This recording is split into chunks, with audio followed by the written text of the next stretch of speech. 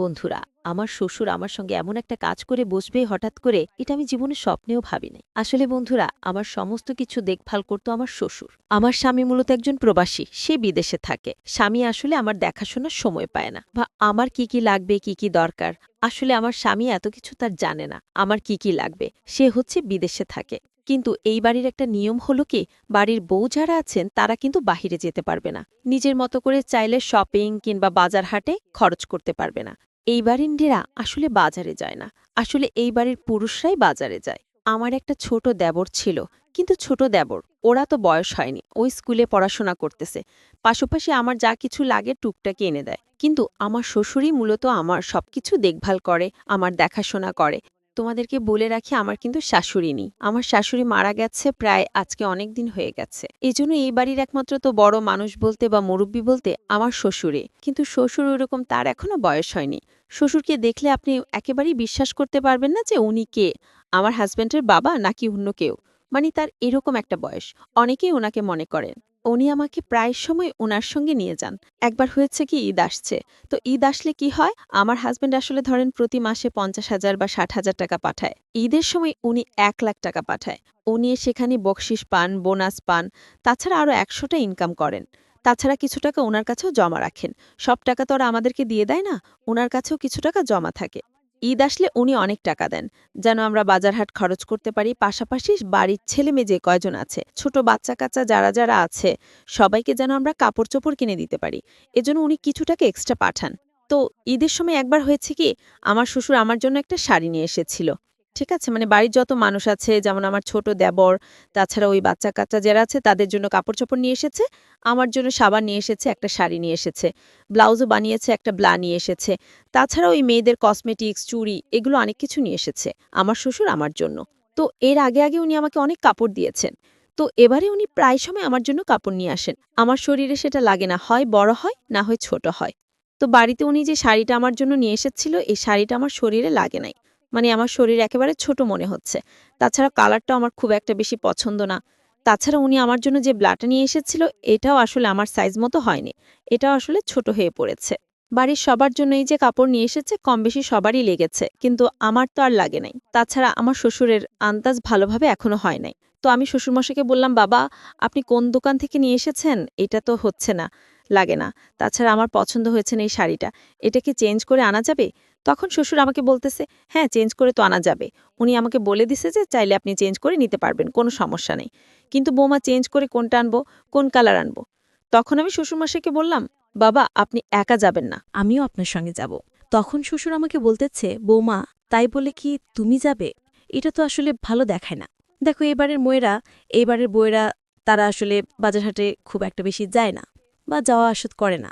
তুমি বাজারে যাবে, এটা কেমন দেখায় না। তখন আমি শ্বশুরকে বললাম, আরে বাবা, আমি তো আপনার সঙ্গে যাচ্ছি, আমি তো আর একা একা যাচ্ছি না।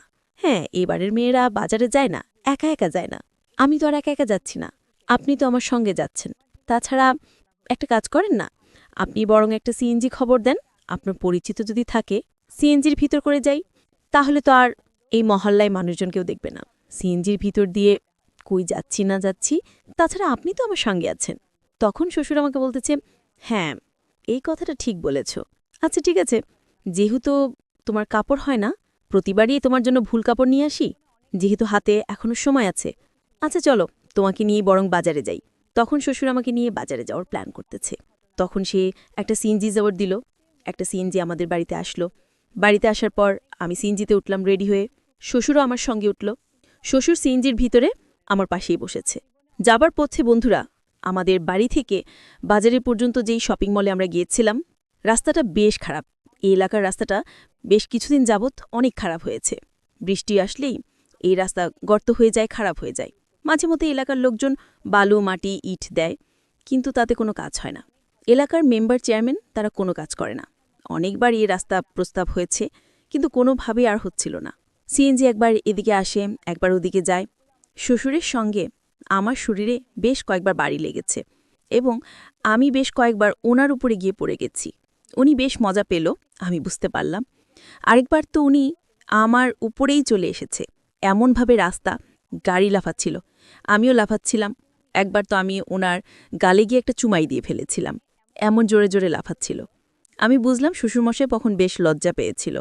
শ্বশুরমশাই লজ্জা পেয়ে এক কোণায় তিনি ভালো করে গাড়িতে চেপে ধরলেন। আমি বললাম, বাবা, আপনার কি বসতে কোনো অসুবিধা হচ্ছে? তখন শ্বশুর আমাকে বলল, না, বসতে তো তেমন কোনো অসুবিধা হচ্ছে না। দেখ না, গাড়ি কত লাফালাফি করতেছে, কি একটা অবস্থা। আমি বললাম, হবে না এমন অবস্থা, রাস্তা দিকেছে কি হাল? তখন বলল, হ্যাঁ, রাস্তার অবস্থাটা খুবই খারাপ, এই জন্যই বৌমা তোমাকে বলেছিলাম যে তোমার যাওয়ার দরকার নেই।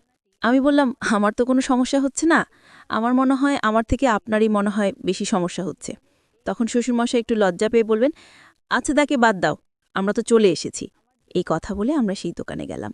গিয়ে আমি আমার পছন্দ মতো একটা বাদাম কালার শাড়ি কিনে নিলাম, একটা ব্ল্যাক কালার আমার সবচেয়ে বেশি পছন্দ, একটা ব্লাউজ নিলাম, বেশ কিছু সেন্টও নিলাম, কারণ অনেক সময় কোনো জায়গায় গেলে বা বাসায় থাকলো যেই গরম পড়েছে বাবা, সেন্ট দিতে হয়। তাছাড়া আমার পছন্দের কিছু গহনাও কিনে নিলাম, ফেস ওয়াশ নিলাম একটা। তো বাবা আমাকে বলতেছে, তোমরা মেয়ে মানুষ কত কিছু যে তোমাদের প্রয়োজন হয়, আমরা পুরুষ মানুষরাই ভালো। আমাদের বাবা ওই চুড়ি, ফেস ওয়াশ, আলতা এত কোনো কিছু লাগে না। ওই একটা লুঙ্গি, একটা গেটিপুরি না হলে একটা প্যান্ট আর একটা শার্ট, তাতেই হয়ে গেল। ছেলে মানুষও অনেক সুবিধা, মেয়েরা হলে। তখন আমি বাবাকে বললাম, এই মেয়েরা না হলে আপনারা তো সুখও পান না, আপনারা তো আবার মজাও পান না। শুনেন, মেয়েদেরকে বিয়ে করলে মেয়েদের থেকে মজা পেতে হলে মেয়েদেরকে এরকম কসমেটিক্স, শাড়ি, চুড়ি, গহনা এগুলো দিতে হয়। এগুলো না দিলে মেয়েরা খুশি হয় না। আর মেয়েরা যদি খুশি না হয় তাহলে কিন্তু রাতে মেয়েরা ছেলেদেরকে মজাও দেয় না। শ্বশুর আব্বা আমার মুখে এমন কথা শুনে সে অনেকটা লজ্জা বোধ করল। আমি বুঝলাম তিনি খুব লজ্জা পেয়েছিল। তখন শ্বশুর আব্বা আমাকে বলল, আচ্ছা বৌমা, তুমি তো সচরাচর বাজারে খুব একটা বেশি আসো না, মার্কেটও তো এমনিতেও আসা হয় না, ঈদের লগনে এসেছ কাপড় কিনতে, আর আসবে কি না আসবে তারও কোনো গ্যারান্টি নাই। আচ্ছা চলো, তোমাকে নিয়ে একটা কফি হাউসে যাই, সেখানে বসে আমরা বরং কিছু দুপুরের জন্য খাবার দাবার করি। শ্বশুরমশাই আমাকে একটা 5 স্টার হোটেলে নিয়ে আসলো। বাহ, ভিতরে কি সুন্দর এসি, তাছাড়া যার যার বসার জন্য আলাদা কেবিন আছে। এইখানে ভিতরে বসে আপনি খাবেন কি করবেন, বাহির থেকে কোনো কিছু দেখা যায় না, একেবারেই ভিআইপি সিস্টেম। শ্বশুরমশাই আমাকে এরকম একটা জায়গায় নিয়ে এসেছে। মূলত এই জায়গাটাতে বেশিরভাগ গার্লফ্রেন্ড এবং বয়ফ্রেন্ড তারাই আসে, বা যারা কাপল। কিন্তু আমি মনে হয় একমাত্র ব্যক্তি যে কিনা আমার স্বামী কিংবা আমার বয়ফ্রেন্ড কারোর সঙ্গেই না, আমি আমার শ্বশুরের সঙ্গে এই জায়গাটিতে এসেছি। শ্বশুর আমাকে বলছে, কেমন হয়েছে জায়গাটা? আমি বললাম, বেশ ভালো, যদি হাজব্যান্ড থাকতো তাহলে হয়তো আরেকটু ভালো লাগতো। শ্বশুর আমাকে বলে, যাক, সমস্যা নেই, আসো। এই কথা বলে শ্বশুরমশাই বেশ কিছু খাবার অর্ডার দিয়েছে। আমরা কিছু ওই চাইনিজ খাবার অর্ডার দিলাম। আমি যে হাত দিয়ে খাচ্ছিলাম, শ্বশুরমশাই এমন সময় আমাকে বাধা দিয়ে আমাকে বলতেছিল, আরে আরে, আমি তোমাকে খাইয়ে দিচ্ছি, তুমি যেহেতু তোমার স্বামীর কথা বললে, বুঝেছি। তোমার স্বামীর কথা তোমার মনে পড়তেছে, এই নাও আমি তোমাকে খাইয়ে দিচ্ছি, তাহলে আর তোমার স্বামীর কথা মনে পড়বে না। তারপর বন্ধুরা শ্বশুরাব্বা আমাকে তার নিজের হাত দিয়ে আমাকে খাবারগুলো খাইয়ে দিল। উফ, আমার এত ভালো লাগা কাজ করেছে, মনে হচ্ছে আমার সামনে থাকা যে পুরুষটা বসে আছে উনি আমার শ্বশুর না, উনি আমার প্রেমিক, আমার বয়ফ্রেন্ড। আমার কাছে এমন মনে হচ্ছিল। আমি একটু মুচকি একটা হাসি দিলাম। শ্বশুরাব্বা আমাকে বলল, আরে বৌমা, তুমি হাসতেছ কি কারণ? আমি তখন বাবাকে বললাম, শ্বশুরাব্বা, আপনি আমাকে এমনভাবে খাইয়ে দিচ্ছেন মনে হচ্ছে আমি আপনার পুত্রবধূ না, আমি আপনার গার্লফ্রেন্ড আর আপনি আমার বয়ফ্রেন্ড। আমার এমন কথা শুনে শ্বশুরাব্বাও মুচকি একটা হাসি দিয়ে বলল, কি যে বলো বৌমা, আমি শ্বশুরাব্বা হিসেবে কি তোমাকে এতটুকু খাইয়েও খাইয়ে দিতে পারি না? আমার কি এতটুকু দায়িত্ব নেই? আমি বললাম, না বা, তা ঠিক আছে, আমি তো সেইটা আপনাকে মানা করি নাই, বা আমি সেইটা আপনাকে মিন করে বলি নাই। আসলে আমি যেটা বলতে চাচ্ছি সেটা হচ্ছে এইভাবে অনেক বয়ফ্রেন্ড তাদের গার্লফ্রেন্ডকে খাইয়ে দেয়। শ্বশুরাব্বা তখন আমাকে বলল, তাই নাকি? তখন শ্বশুরাব্বা আমাকে আমার নাম ধরে রাখতেছে, আমাকে বলতেছে, নাহার, চলো তাহলে এখন আমরা যাই। যাওয়ার সময় বন্ধুরা শ্বশুরাব্বা আমার হাতগুলো ধরে আমাকে খুব সুন্দরভাবে তিনি সিঁড়ি থেকে নামিয়ে তারপর আমরা আবার একটা সিএনজি করে চলে গেলাম একেবারে বাড়িতে। বাড়িতে আসার পর থেকেই আমার শ্বশুরাব্বা চলাফেরার মধ্যেই আমি একটা তফাৎ লক্ষ্য করতেছি। তার ভিতরে একটা পরিবর্তন এসেছে। আর সেই পরিবর্তনটা হচ্ছে, শ্বশুরাব্বা আগে আমাকে তিনি তার নিজের মেয়ের মতোই দেখত, কিন্তু ইদানিং সে আমার সামনে খুব একটা বেশি আসে না, আর আসলেও একটু লজ্জা পায়। তাছাড়া আমি বিষয়টা বুঝতে পেরেছি সে আমাকে ইদানিং খুব ভালোভাবে ফলো করেছে। এতদিন আমার দিকে তো ফিরেও তাকাতো না, আমাকে তেমন কিছুই নিয়ে ভাবতেও না। আমার আসলে একটা মেয়ের আসলে প্রাইভেসি অনেক জিনিস লাগে বন্ধুরা। এই যেমন ধরেন আমাদের এই ফার্মেসি থেকে অনেক কিছু আনতে হয়, আমাদের মেন্স হয়, হ্যাঁ, প্রতি মাসেই ২-১ বার আসলে আমাদের রক্তক্ষরণ হয়, মেয়েদের অনেক পার্সোনাল সমস্যা থাকে। কিন্তু আমরা এই সমস্যাগুলো একমাত্র শাশুড়িমা বা স্বামীর কাছে আমরা বলতে পারি, এছাড়া আর কারো কাছে বলতে পারি না। কিন্তু ইদানিং আমার শ্বশুর দেখতেছি সে আমাকে খুব বেশি ফলো করে।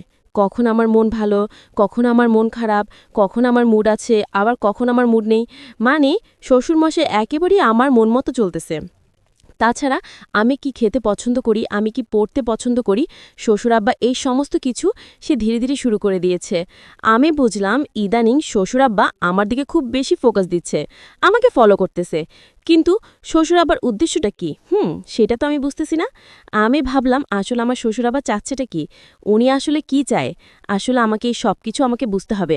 পরে আমি একদিন শ্বশুরাব্বাকে বললাম, আব্বা আপনি ইদানিং মনে একটু কেমন যেন হয়ে গেছেন, আপনার কি কোনো সমস্যা হচ্ছে, আমাকে বলতে পারেন। তখন শ্বশুরাব্বা আমাকে বলতেছে, না না, শোনো বৌমা, তোমার স্বামী তাকে কে এই বিদেশে দুবাইতে কত দূরে থাকে, তুমি একা একাই বাড়িতে থাকো। তাছাড়া তোমার একটা দেবরতে সারাদিন খেলাধুলা করতে করতেই কাটিয়ে দেয়, আর স্কুলেই কাটিয়ে দেয়। তাছাড়া এই বাড়িতে একমাত্র পুরুষ মানুষ বলতে আমিই আছি। আর আমাদের আত্মীয় স্বজন যারা আছে আশেপাশে, ওরা তো আমাদেরকে খুব একটা বেশি আসলে দেখে না, ওই এমনিতেই দেখে কিন্তু ওইভাবে দেখে না। যাই হোক, তুমি একটা মেয়ে মানুষ, আমাদের জন্য কত মজা মজা রান্না করো, কত কিছু করো। তোমার স্বামীও সেই বিদেশে, তোমার মা বাবাও সে কত দূরে তাদের বাড়ি। যাই হোক বৌমা, আমি চিন্তা করলাম আমি এখন থেকে তোমার সমস্ত দায়ভার দায়িত্ব সব কিছু নিব। তোমার যা কিছু লাগবে তুমি এখন থেকে তোমার ছেলেকে না বলে তুমি সব কিছু আমার কাছে বলবে। আমি তোমার সমস্ত খরচ সব কিছু আমি বহন করব। তাছাড়া বৌমা, তোমার পার্সোনাল সমস্যাও আমার কাছে বলতে পারো। তোমার কি দরকার, কোনটাই সমস্যা হচ্ছে, সব কিছু আমার সঙ্গে চাইলে তুমি শেয়ার করতে পারো। শোনো, আমরা বন্ধুর মতো চাইলে চলাফেরা করতে পারি। বন্ধুর মতো যদি আমরা একে অন্যের সঙ্গে চলাফেরা করি, ব্যবহার করি, তাহলে তোমারও চলাফেরা করতে অনেক সুবিধা হবে, আর আমার জন্য সুবিধা হবে। শ্বশুর আব্বা কি বলতেছে এগুলো, আমার তো মাথায় কোনো কিছুই কাজ করতেছে না। হঠাৎ করে শ্বশুর আব্বার ভিতরে এতটা চেঞ্জ, এতটা পরিবর্তন দেখে আমি তো নিজেকে একেবারে আর আটকাতে পারলাম না। যে শ্বশুর আব্বা এতদিন যে মানুষটা আমার খোঁজ খবর নিত না, আমার আসলে কি লাগবে সেইটাও এই মানুষটা এতদিন কোনো কিছু জানতে চাইতো না, পালঘরে এত সুন্দর একটা পুত্রবধূ সে কখনো আমাকে চোখ মেলেও দেখত না, সেই জায়গায় আজকে আমার শ্বশুর মশার হলোটা কি, আমি তো কোনো কিছুই বুঝতেছি বা। আমি ইদানিং দেখি, আমি যখন বাথরুমে গোসল করতে যাই, তো বাসায় আমার দেবরে কিছু কাপড় চোপড় থাকে, ওর স্কুল ড্রেস থাকে, আমার কাপড় চোপড়, শ্বশুরের কাপড় চোপড়, মাঝে মধ্যে বিছানাও ধুয়ে দিতে হয়। যখনই আমি কাপড় চোপড় ধুতে চাই, শ্বশুর আব্বা সেখানে বাথরুমে গিয়ে আমাকে হেল্প করে, কাপড় চোপড়গুলো খেঁচে দেয়, তারপর সেগুলো আবার দোলনাতে গিয়ে রশির মাধ্যমে নেড়েও দিয়ে আসে। তাছাড়া আমি ভাত রান্না করতে গেলে সেখানে আমার সঙ্গে সবজি কাটে, আমার সব কাজই তিনি হেল্প করে। ইদানিং আমাকে ঝাড়ুও দিয়ে দিচ্ছে। বাহ! শ্বশুর আব্বা এত সুন্দর, মানে এতটা বদলে গেল কিভাবে? আমার মাথায় তো বন্ধুরা কোনো কিছুই কাজ করতেছিল না। শ্বশুর আব্বাকে আমি বললাম, বাবা আপনি কি ঠিক আছেন? কোনো ডাক্তার দেখাতে হবে নাকি? অসুস্থ নাকি? আব্বা আমাকে বলতেছে, আরে না বৌমা, তুমি আমার পুত্রবধূ, আরে তোমার একটা সেবা যত্ন আমি কি করতে পারি না? যাই হোক, বাবার এমন পরিবর্তন দেখে, বাবার ভিতরে এতটা চেঞ্জ দেখে আমার তো বিশাল ভালো লাগতেছে। আমার তো খুব ভালো লাগতেছে যে যাই হোক, এ বাড়িতে আমার একটা শাশুড়ি নেই, আমার শ্বশুরমশাই এসে আমার সেই দায়িত্বগুলো পূরণ করতেছে। আমার স্বামীও নেই দূরে, সপ্তাহে এক দিন ফোন দিলে দেয়, আর না হলে দেয় না। কিন্তু আমার শ্বশুরমশাই ছিলেন আবুল মিয়া, তিনি এখন প্রায় আমার খুব বেশি খেয়াল রাখতেছেন। আমার শ্বশুরমশাইয়ের বয়স প্রায় ৪৫ বছর, কিন্তু তার ৪৫ বছর বয়স হলেও তাকে দেখে বোঝার উপায় নেই যে তার ৪৫ বছর। তাকে দেখে মনে হবে তার একটা ৩০ বছরের একটা টকবক একটা পুরুষ মানুষ তিনি। ইদানিং আমার শ্বশুরাব্বা আমার সঙ্গে অনেক ফ্রি হয়ে গেছে, সব কিছুতেই সে আমাকে জিজ্ঞাসা করে কোনটা ভালো হবে, কোনটা খারাপ হবে। আমার সঙ্গে বন্ধুসুলভ আচরণ করে, তাছাড়া আমার অনেক প্রোটেক্টও করে। আমি একদিন তাকে জিজ্ঞাসা করলাম ঘুমানোর আগে রাতে, শ্বশুর আব্বা যেহেতু আমার সঙ্গে ফ্রেন্ডের মতো বিহেভ করতেছে, আমিও তার সঙ্গে ফ্রেন্ডের মতো বিহেভ করতেছি। তো শ্বশুর আব্বাকে আমি একদিন জিজ্ঞাসা করলাম, আচ্ছা আব্বা, আপনি এই যে এই বয়সে মানে এতটা সুদর্শন, তারপর আপনাকে দেখলে তো মনেই হয় না, বোঝার কোনো উপায় নেই যে আপনার এত বয়স হয়েছে, আপনি এখনো পুরুষ মানুষের মতো আপনার শরীর, চেহারা সব কিছু। আব্বা এটা কিভাবে সম্ভব? তখন আমার শ্বশুর আব্বা বলতেছে সে ছোটবেলা থেকেই মানে বডি ফিট রাখতে খুব চেষ্টা করত। যেমন ব্যায়াম করে, তারপর সকালে ডিম খায়, কাঁচা শাকসবজি খায়। সে আসলে খুব একটা তেল জাতীয় খাবার খায় না। এই জন্য সে নিজেকে খুব বেশি ফিট রেখেছে এখনো পর্যন্ত। তো আমি জিজ্ঞাসা করলাম, "আচ্ছা আব্বা, শাশুড়ি মারা গেল মানে অনেক দিন হয়েছে, তাই না? আপনি তো নিশ্চয়ই একা, একা আছেন এতদিন?" আসলে বন্ধুরা, আমি এই বাড়িতে বিয়ে হয়ে বউ হয়ে এসেছি। ও আমার বিয়ে হয়েছে প্রায় ২ বছর। কিন্তু আমি বিয়ে হওয়ার আগে আমি জানি ছোটবেলায় নাকি আমার শাশুড়ি কোনো একটা অ্যাক্সিডেন্টে কিনে আসলে মারা যান। এরপর থেকে আমার শ্বশুর তিনি ২য় আর কোনো বিয়ে-শাদী করেন নাই। তবে তার বাড়ি থেকে অনেক প্রেশার দিয়েছিল তাকে ২য় বিয়ে করার জন্য। কিন্তু তিনি তার ছেলের মুখের দিকে তাকিয়ে তাকে মানুষ করার জন্য তিনি আর ২য় বিয়ে করেন নাই। আসলে পুরুষ মানুষ যতটা মেয়েদের জন্য পাগল, আবার ততটা তার নিজের সন্তানের জন্য পাগল। হাজারটা মেয়েদেরকে তারা ছাড়তে পারে। এটাই সত্যিকারের পুরুষ মানুষ। সেদিন আমার বাবা বলতেছিল, "বৌমা, তোমার সঙ্গে বিয়ে হওয়ার আরও প্রায় ১০-১২ বছর আগে, সেই অনেক আগের কথা। তোমার শাশুড়ি একটি অ্যাক্সিডেন্টে সে মারা যায়। তখন আমি মানসিকভাবে অনেকটা ভেঙে পড়ি। আমার পরিবার, আত্মীয়স্বজন সবাই আমাকে খুব বেশি প্রেশার দিচ্ছিল যাতে আমি আরেকটা বিয়ে করি এবং তারা আমার জন্য একটা মেয়েও দেখেছে। কিন্তু বৌমা, আমি আরেকটা চাইলেই বিয়ে করতে পারতাম। একটা কেন, আমি আরও ২টো বিয়ে করতে পারতাম। তখন আমার পুরো যৌবনকাল ছিল। আমি চাইলে আরও ২টো-৩টা বিয়ে করে আমি আমার পুরুষত্বও মিটাতে পারতাম, যৌবন মিটাতে পারতাম। কিন্তু বৌমা, আমার সুখের জন্য আমি আরেকটা বিয়ে করব। কিন্তু আমি যেই বাড়ি, আমার এই বাড়িতে আমি আরেকটা মেয়েকে নিয়ে আসবো, মহিলাকে। কে? ওই মানুষটা আদতে কতটা ভালো? সে কি আমার সন্তানকে তার নিজের সন্তান বলে মানুষ করবে? সে কি তার নিজের সন্তান বলে লালন-পালন করবে? এই গ্যারান্টিটা একটা বারের জন্য আমাকে কেউ দিতে পারে নাই। কারণ এরকম অনেক আমি দেখেছি, নিজের একটা সন্তান হওয়ার পর অন্যের সন্তানটাকে সে মাটিতে ফেলে দেয়। এইজন্য বৌমা, আমি অনেক কিছু চিন্তা করে আমি আসলে বিয়েটা করি নাই। আমি আমার সন্তানকে নিজের মতো করে মানুষ করেছি। পড়াশোনা করে আমি এখন তাকে বিদেশে পাঠিয়েছি। সে তার মতো করে ভালো আছে। এই যে তোমার মতো একটা লক্ষ্মী বৌমা আমি পেয়েছি, এতেই আমি খুশি। তখন আমি শ্বশুর আব্বাকে বললাম, "কিন্তু বাবা, এভাবে তো একটা পুরুষ মানুষ আসলে বেঁচে থাকতে পারে না। কারণ তাদেরও তো একটা জীবন আছে। দিন শেষে তাদেরও তো স্ত্রীদের কাছে যেতে হয়। একটা পুরুষ মানুষকে এভাবে একা, একা বাঁচতে আপনি তো নিশ্চয়ই খুব কষ্ট হয়েছে?" তখন আমার শ্বশুর আব্বা আমাকে বলতেছে, "পারতাম না, একটু কষ্ট হতো, কিন্তু বৌমা মেনে নিয়েছি। তাছাড়া অনেক সময় নিজের কাজ নিজেই হাত দিয়ে করে ফেলেছি।" আমি বুঝলাম শ্বশুরমশাই আমাকে কিসের কথা বলতেছেন। আসলে পুরুষ মানুষ দেখবেন যারা প্রবাসী আছে বা যারা স্ত্রীর পাশে নেই, অনেকে কিন্তু হাত দিয়ে অনেক কাজ করে ফেলে, সেরে ফেলে। এটাই স্বাভাবিক। কিন্তু এটা কিন্তু তাদের সমস্যা হয়। শ্বশুর আব্বার প্রতি আমার খুব মায়া হলো। একটা মানুষ এত তাড়াতাড়ি তার বউকে হারিয়েছে, এরপরও তিনি বিয়ে শাদী করে নাই। তাছাড়া বন্ধুরা, এদিকে বিয়ের পর আমি মাত্র আমার স্বামীর সঙ্গে মাত্র ৩টা মাস ছিলাম। আমার ওদিকে বাচ্চা-কাচ্চা হচ্ছিল না। কি করব, কোনো কিছুই আমার মাথায় যেন কাজ করতেছিল না। তাছাড়া আমি একটা রিলেশন করেছিলাম। আমি বিয়ের আগে আমি একটা রিলেশন করেছিলাম। ওই বয়ফ্রেন্ড আমাকে মাঝে-মধ্যেই আমাকে ফোন করে। তার কাছে আমার কিছু ঘনিষ্ঠ মুহূর্তের ছবি আছে। আমি তার সঙ্গে বিভিন্ন পার্কে গিয়েছিলাম। তার এক বন্ধুর বাসায় আমাকে নিয়ে গিয়েছিল। আমি বুঝি নাই যে সে আমার সঙ্গে ওই কাজটা করবে। সেদিন সে আমার সঙ্গে এমন একটি কাজ করল যেটা আমি বিশ্বাস করতে পারি নাই। এরপর ওই ছেলে আমাকে বিয়ে শাদী কোনো কিছুই করে নাই। আমার সঙ্গে চিট করেছে। ওই ছেলের সঙ্গে আমি আর সম্পর্ক রাখি না। কিন্তু তার কাছে আমার কিছু ঘনিষ্ঠ মুহূর্তের ছবি আছে। সে প্রায় সময় আমাকে এই ছবিগুলো নিয়ে আমাকে ব্ল্যাকমেইল করে। বলে আমার স্বামী নাকি বিদেশে, তাকে আমি ১০,০০০ টাকা দিতে, ২০,০০০ টাকা দিতে এবং তার সঙ্গে আমাকে শুতে হবে, অনেক কথাই বলে। আসলে সে যদি আগে আমার সঙ্গে এই কাজ করতে পারে, এখন যদি সে আমাকে পায়, এখন তো আরও ভিডিও ছবি তুলে আমার আরও অনেক সর্বনাশ করতে পারে। আমার সংসারটা ভেঙে ফেলতে পারে। একদিন আমার স্বামী যেহেতু প্রবাসে আছে, আমার স্বামীকে এত বড় কথাটা বলার সাহস আমার হয় নাই। কিন্তু শ্বশুর আব্বা যেহেতু আমার সঙ্গে একটা ফ্রেন্ডের মতো আচরণ করতেছে, আমি ভাবলাম সে যেহেতু আমার গার্জিয়ান, এখন বর্তমানে আমার সংসার আমার এক্স বয়ফ্রেন্ড যে কোনো সময় ভেঙে দিতে পারে।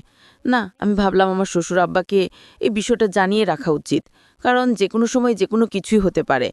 কারণ ওই ছেলেটা একটা আধা পাগল হয়ে আছে, নেশা করে মাতাল, আর ও টাকার জন্য যে কোনো কিছুই করতে পারে। আমার শ্বশুরমশাইয়ের কাছে বলে দিতে পারে বা ফেসবুকের ছবিগুলো ভাইরাল করে দিতে পারে। তার কোনো গ্যারান্টি নাই, নিশ্চয়তা নাই। এজন্য আমি একদিন আমার শ্বশুর আব্বাকে বললাম, "আব্বা, আপনি কি আমাকে সত্যি ভালোবাসেন?" মানে আপনার পুত্রবধূ হিসেবে আমাকে আপনি কতটুকু পছন্দ করেন? শ্বশুর আব্বা আমাকে বলল, হ্যাঁ মা, তোমাকে আমি অনেক পছন্দ করি। আমার পুত্রবধূ বউ হিসেবে তোমাকে পেয়ে আমি অনেক লাকি। আমি বাবাকে বললাম, বাবা, আমি আপনার পুত্রবধূ হওয়ার আগে আমি যদি কোনো ভুল কাজ করে থাকি, যদি কোনো পাপ কাজ করে থাকি, বাবা, আপনি কি আমাকে ক্ষমা করতে পারবেন? আপনি কি আমাকে মাফ করে দিতে পারবেন? শ্বশুর আব্বা আমার এমন কথা শুনে এসে অনেকটা থমকে গেছে, তার কথাটা অনেকটা বন্ধ হয়ে গেছে। আমি বললাম, বাবা, কি হলো? শ্বশুর আব্বা তখন আমাকে বলল, হ্যাঁ রে ঋষিতা, এমন কি কাজ? তখন আমি বাবাকে বললাম, বাবা, আপনি আগে বলেন আমার ভুল আপনি ক্ষমা করবেন কিনা। তখন শ্বশুর আব্বা আমাকে বলল, হ্যাঁ, আমি তোমার সমস্ত ভুল ক্ষমা করে দেব, কারণ অতীতে মানুষ একটা সময় ভুল করতেই পারে। বলো তো এখন কি হয়েছে পুরো ঘটনাটা? তখন আমি আমার শ্বশুর বাবার কাছে খুলে বললাম যে, বাবা, আমি যখন কলেজে পড়তাম তখন একটা ছেলের সঙ্গে আমার রিলেশন ছিল। ও অনেকদিন আমার পিছনে ঘুরপাক করত, তারপর একটা সময় ওকে আমি মেনে নেই, ও আমাকে বিয়ের প্রতিশ্রুতি দেয়। ওর সঙ্গে আমার বেশ কয়েকবার পার্কে দেখা হয়েছিল, আমার সঙ্গে চুম্বও দিয়েছিল, বিভিন্ন ঘনিষ্ঠ মুহূর্তের ছবিও দিয়েছিল। একসময় এক বন্ধুর বাসায় আমাকে নিয়ে যায়। বাবা, ও আমার সঙ্গে একটা খারাপ কাজ করে ফেলেছে, কিন্তু ওর কাছে কিছু ছবি আছে যেটা দিয়ে প্রায় সময় আমাকে ব্ল্যাকমেইল করে। আমার স্বামীর কাছ থেকে বলে আমাকে টাকাটা দিতে হবে ওকে, না হলে ওর সঙ্গে আমাকে আবার শুতে হবে। বিভিন্নভাবে আমাকে ব্ল্যাকমেইল করে। শ্বশুরাব্বা, আমি আসলে এই বিষয়টা কার কাছে বলবো? আমার হাজব্যান্ডের কাছে নাকি আপনার কাছে? আমি কোনো সাহস পাচ্ছিলাম না, এজন্য আমি আপনাকে বিশ্বাস করে এই কথাটা বলেছি। তখন আমার এই কথাটা শুনে শ্বশুরাব্বা আমাকে বলতেছিল, বিয়ের আগে এরকম একটু আর একটু অনেক মেয়েরাই এই যুগের মানুষরা ভুল করতে পারে, এটা তেমন কোনো বিষয় না। তুমি এই কথাটা বাদ দাও তো, ছেলেটার বাড়ি কোথায়? তখন আমি বাবাকে বললাম, ছেলেটার বাড়ি হচ্ছে কুচবিহারে। তখন আব্বা আমাকে বলল, ঠিক আছে, আমি দেখতেছি। পরের দিন সকালবেলা আমার শ্বশুর আব্বা আমাকে দেখলাম একটা লাল একটা শাড়ি নিয়ে এসেছে। এই শাড়িটা নাকি তার শাশুড়ির শাড়ি। এই শাড়িটা নাকি অনেকদিন সুকেসের ভেতরে ছিল, তো তিনি তার রুম থেকে বের করে এনে আমার জন্য আনছে। শোকেস থেকে আরও কিছু গহনা নিয়ে এসেছে, কিছু চুড়ি, তারপর হচ্ছে গলার একটা হার, কানের দুল, বেশ কিছু গহনা, সাথে একটি ব্লাউজ, অনেক কিছু। আমি শ্বশুরাব্বাকে বললাম, বাবা, এটা কিসের জন্য, এই বিয়ের লাল শাড়ি? তখন আমার শ্বশুরাব্বা আমাকে বলতেছে, বৌমা নিশিতা, এই শাড়িটা হচ্ছে তোমার শাশুড়ির শাড়ি।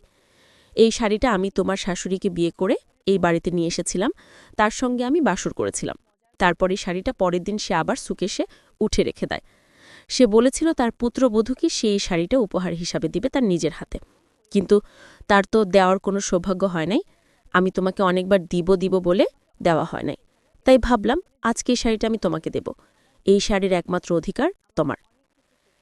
একটা ব্যাপার আমার মাথায় কোনোভাবেই যাচ্ছিল না। আমার শ্বশুর মশাই এতদিন আমাকে এই শাড়িটা তিনি দেন নাই, হঠাৎ করে এই শাড়িটা দিয়ে আমাকে আসলে তিনি কী বোঝাতে চাচ্ছেন আমি বুঝতাম না। তখন শ্বশুরমশাই আমাকে বলল, বৌমা, আমার অনেক দিনের একটা ইচ্ছা, এই শাড়িটা পরে আজকে আমি তোমাকে দেখব, কারণ এই শাড়িটা তুমি যদি পরো তোমার শাশুড়ির কথা আমার মনে পড়বে। তুমি কি শাড়িটা পরে আজকে আমাকে একটু দেখাবে বৌমা? আমি তখন বাবাকে বললাম, আচ্ছা ঠিক আছে বাবা, তো দুপুরবেলা তো আমার একটু কাজ আছে, শাড়িটা রাতে পরি। তখন শ্বশুরাব্বা আমাকে বলল, আরে তুমি তো শাড়িটা রাতেই পরবে, আমি তোমাকে শাড়ি পরা অবস্থায় সারা রাত আমি তোমাকে দেখতে চাই। যাক, আমি শ্বশুর আব্বার কথা একটা মত দিলাম। ঠিক আছে, সারাদিন আমি বাসার কাজকর্ম শেষ করে রাতে খাবার দাবার শেষ করে আমি আবারও ফ্রেশ হয়ে লাল বেনারসি শাড়িকা পরলাম। শ্বশুর আব্বা আমাকে বলল, বোমা, তুমি এই শাড়িটি নিজের হাতে পরবে না, আমি চাই এই শাড়িটি আমি তোমাকে নিজের হাতে পরিয়ে দিব এবং সব কিছু আমি তোমাকে নিজে পরিয়ে দিব, যদি তোমার কোনো আপত্তি না থাকে। শুরুতে আমার একটু আপত্তি ছিল, কারণ আমি তার পুত্রবধূ, সে আমার শ্বশুর, সে আমাকে শাড়ি পরিয়ে দিবে, আমি তো আর তার বউ না। যাই হোক, আমার শ্বশুর আব্বা সে আমার কাছে একটা আবদার করেছে, আমার তো উনি ছাড়ার কেউ নেই। ঠিক আছে, শাড়ি পরিয়ে দেওয়ার এমন কি কাজ। আমি শুরুতে শাড়িটা পরে নিলাম। তখন আমি বাবাকে বললাম, ঠিক আছে আব্বা, নেন, আপনি পরিয়ে দেন। শ্বশুর আব্বা আমাকে খুব সুন্দরভাবে কুচি করে শাড়িকা পরিয়ে দিলেন। আমার কোমরে, পেটে, বিভিন্ন জায়গায় শাড়ি করাতে গিয়ে তিনি হাত দিয়েছেন। তার হাতের স্পর্শ পেতেই আমার অনেক ভালো লাগা কাজ করেছিল। শ্বশুর আব্বারও অনেক বেশি ভালো লাগা কাজ করেছিল। আমি বুঝতে পারতাম তিনি যখনই আমার শরীরে হাত দিত তার শরীরে কেন জানি একটা ট্যালেন্টের মতো শক করত। আমি বুঝলাম কিছু একটা হয়েছে। যাই হোক, পরক্ষণে শাড়ি পরা শেষ। শ্বশুর আব্বা তিনি নিজের হাতে আমাকে গয়নার হার, তারপর হচ্ছে সবকিছু তিনি আমাকে নিজে পরিয়ে দিলেন। শ্বশুর আব্বা যে এত ভালো শাড়ি পরাতে পারেন, গহনা পরাতে পারেন, সেটা আগে আমার একদমই জানা ছিল না। যাই হোক, ওনার শাড়ি পরার স্টাইল সবকিছু আমার বেশ ভালোই লেগেছে। তখন শ্বশুরাব্বা আমার দিকে একদৃষ্টিতে তাকিয়ে আছে, বাবা আমার ঘোমটা সরাচ্ছে। মনে হচ্ছিল আমি তার পুত্রবধূ না, আমি তার নিজের বউ। তখন বাবা আমাকে বলতেছে, তোমার শাশুড়ির নাম হচ্ছে মালতী, জানো তোমাকে একেবারেই সেম তোমার শাশুড়ির মতো লাগতেছে। আমি বাবাকে বললাম, বাবা এখন তো আপনি তো দেখেছেন, এখন তাহলে শাড়িটা খুলে ফেলি। শ্বশুরাব্বা আমাকে বলল, আজকে তোমার শাশুড়ির কথা আমার খুব মনে পড়তেছে। ইস, যদি তোমাকে একটু জড়িয়ে ধরে আদর করতে পারতাম, তাহলে তোমার শাশুড়িকেও আমি আদর করতে পারতাম। আমি তখন বাবাকে বললাম, আব্বা আমি আপনার এই ইচ্ছাটা কিভাবে পূরণ করব? এটা কি আদর সম্ভব? দেখেন আমি আপনার ছেলের পুত্রবধূ। তখন শ্বশুর আব্বা আমার নিজে আমাকে বলতেছে, আরে রাখো তো ছেলে, ও সেই বিদেশে পড়ে আছে। তখন বাবা আমাকে জড়িয়ে ধরে ওই রাতে অনেকটা ইমোশনাল হয়ে পড়েছে। আমাকে জড়িয়ে ধরে সে কান্নাকাটি করতেছে। বাবার এরকম বাচ্চার মুখ দেখে আমার মন খুব বেশি আরও বেশি শান্ত হয়ে গেল, যে একটা মানুষ তার ওয়াইফকে, তার স্ত্রীকে এতটা ভালোবাসতে পারে। তার স্ত্রী মারা গেছে আজকে অনেক বছর হয়ে গেছে, তারপরও এই মানুষটা তার স্ত্রীর প্রতি ভালোবাসা বিন্দু পরিমাণ কমে নাই। বিন্দু পরিমাণ সে মানুষটা এতটা ভালোবাসে তার স্ত্রীকে। সে আমাকে ধরে কান্নাকাটি করে দিল। তারপর বন্ধুরা, ওই রাতে আমি অনেকটা ইমোশনাল হয়ে পড়েছিলাম। ইমোশনাল হয়ে আমি ঘুমিয়ে পড়েছিলাম। ওই রাতে শ্বশুরাব্বা আমার সঙ্গে যা করেছে সেইটা আমি আপনাদেরকে এই মুখে কিভাবে বলবো। সকালবেলা ঘুম ভাঙতেই দেখি আমার শরীরে আর লাল বেনারসি শাড়িটা স্বাভাবিকভাবে নেই। এই শাড়িটা অনেকটাই গজভঙ্গভাবে অবস্থায়, বিছানা পুরোটা এলোমেলো এবং কিসের জানি সাদা সাদা দাগ হয়ে আছে। তার মানে আমি বুঝলাম গতকাল রাতে আমার সঙ্গে একটা ঝড় হয়ে যাচ্ছে। আমার মাথায় কোনো কিছুই ঢুকতেছে না। সকালবেলা ঘুম থেকে উঠা মাত্রই দেখি মাথাটা প্রচণ্ড পরিমাণে ব্যথা করতেছে। হঠাৎ করে এত ব্যথা কারণ আমি বুঝলাম না। এখন গিয়ে বুঝলাম বাবা গতকাল রাতে আমাকে পানির সঙ্গে ঘুমের ট্যাবলেট খাইয়ে আমার সঙ্গে রাতে একটা খারাপ কাজ করে ফেলেছে। শ্বশুরাব্বা এটা আমার সঙ্গে করবে? যাই হোক বন্ধুরা, আজকের গল্পটি কেমন লেগেছে অবশ্যই কমেন্ট বক্সে আমাকে জানাবা।